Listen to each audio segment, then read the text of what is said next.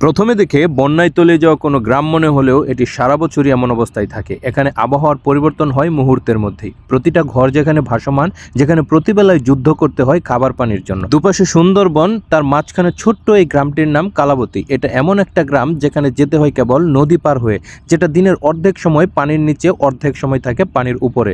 জোয়ার ছাড়া এখানে মাটি দেখা যায়, কিন্তু জোয়ার আসলে তলিয়ে যায় পানির নিচে, আর এজন্যই এখানকার প্রতিটা ঘরবাড়ি এরকম উঁচুতে ভাসমান। এই জায়গায় কোনো স্কুল বা হাই স্কুল নেই, তবে যদি কোনো বাচ্চাকে স্কুলে যেতে হয় তাহলে তাকে পার করতে হবে এখান থেকে 20 মিনিটের নদীপথ। এখানকার একমাত্র ভরসা বৃষ্টির পানি।